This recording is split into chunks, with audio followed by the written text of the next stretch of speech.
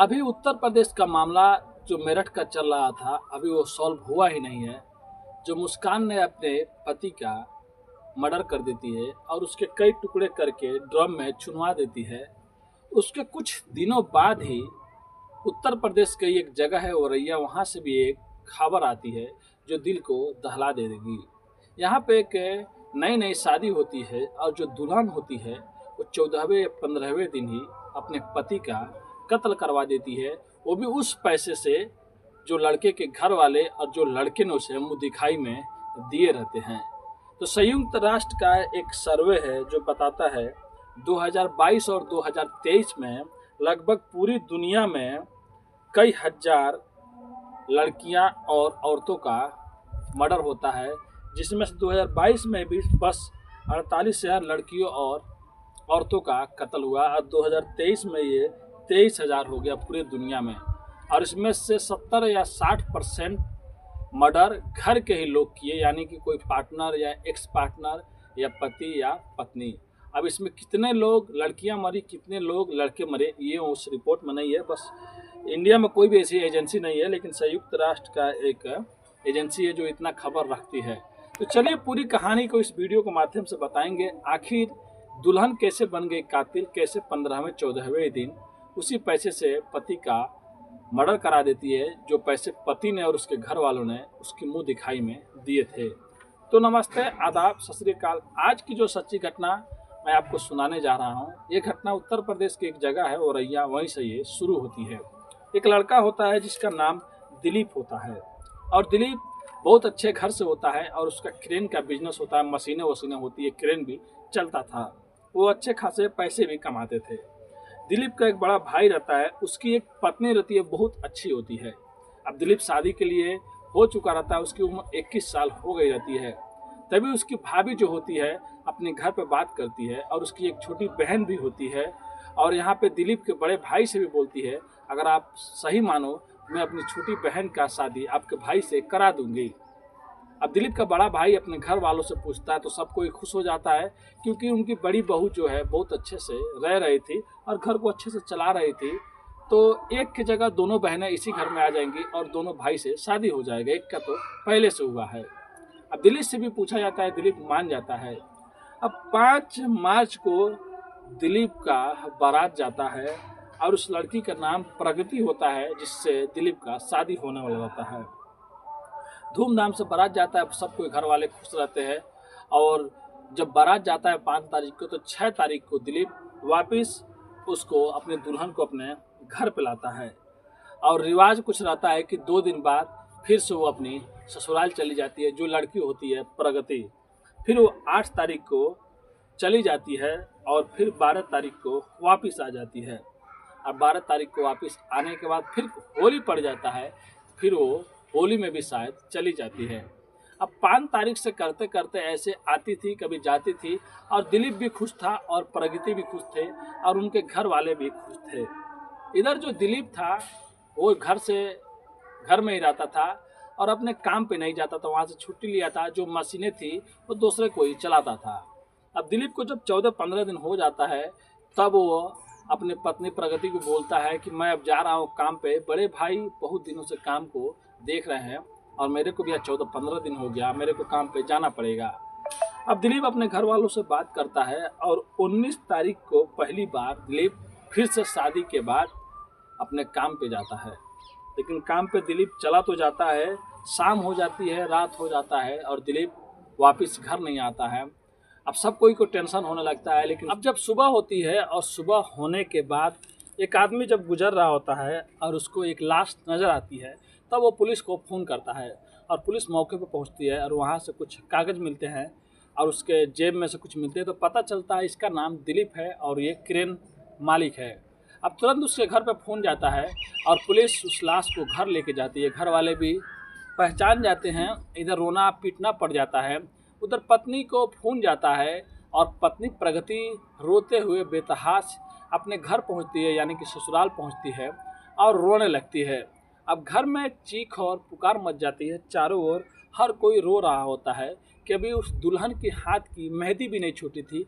आखिर किससे इतनी बड़ी दुश्मनी थी, किसने इसे मारा और क्यों मारा। पुलिस ये पता लगाने में जुट जाती है कि क्या किसी से कोई दुश्मनी थी या किसी से कुछ था।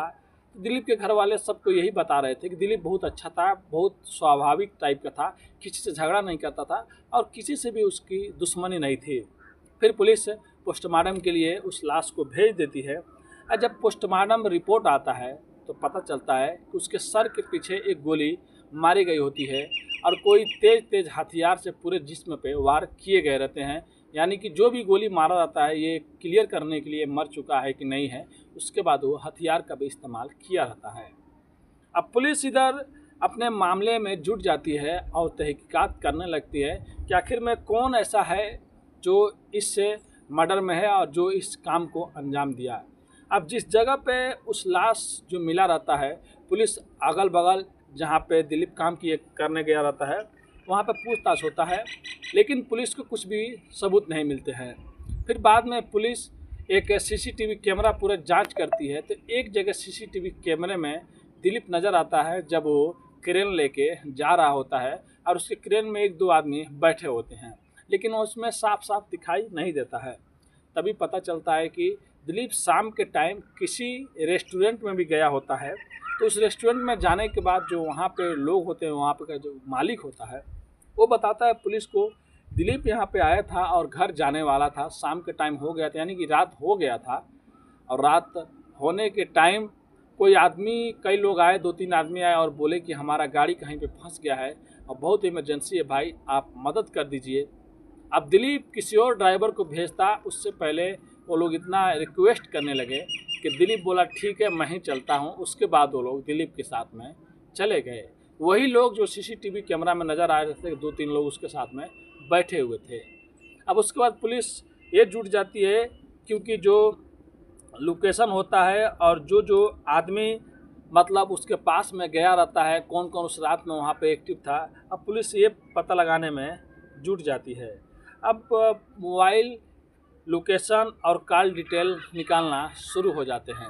तो सबसे पहले कॉल लोकेशन निकाला जाता है, कॉल का जो फ़ोन का, तो जो मैं जितना भी उधर कौन सा टावर एक्टिव है, तो उसमें एक अजीब आदमी का एक्टिव दिखाता है जो हिस्ट्री सीटर होता है, जो पहले भी खून में, डकैती में और कई धाराओं में पुलिस उसे पकड़ ली थी और फिर उसको छोड़ दी थी।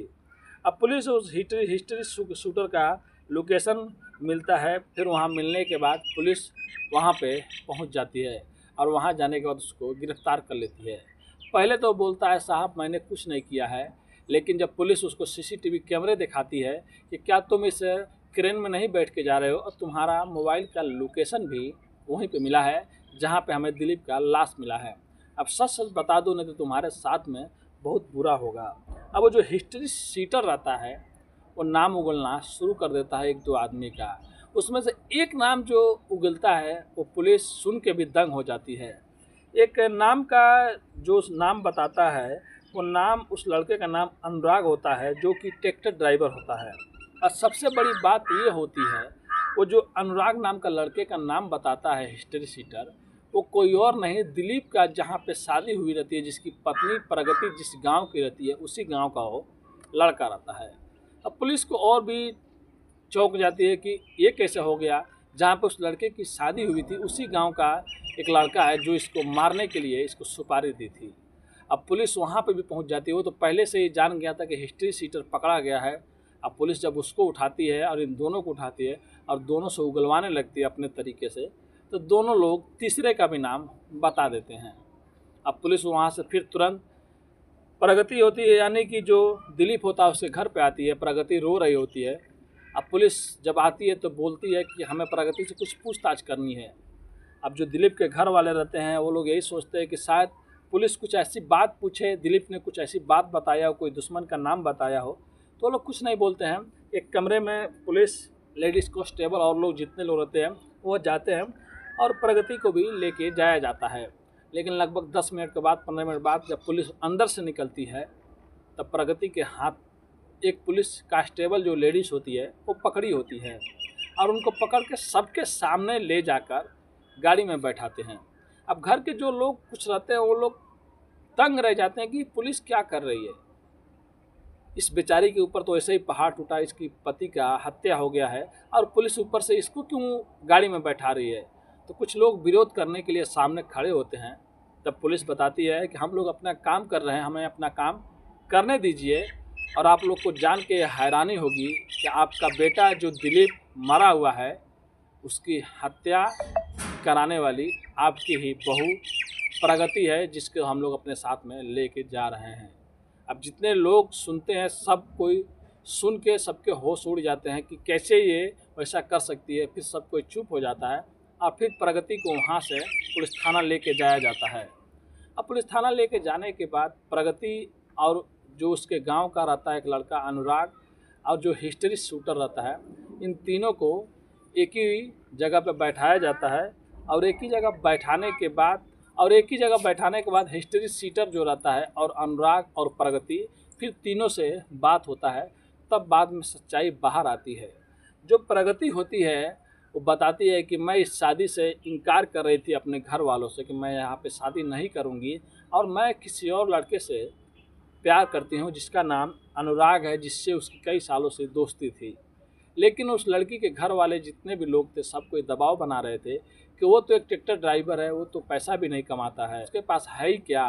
तुम्हारी बहन देखो कितनी अच्छे से रह रही है और लोग करोड़पति है, बहुत अच्छे हैं, उनकी मशीन चलती है और उन लोग का समाज में इज्जत भी है, बड़े लोग भी हैं, वहाँ भी तुम्हारी शादी हो जाएगी तो तुम बहुत खुश रहोगी।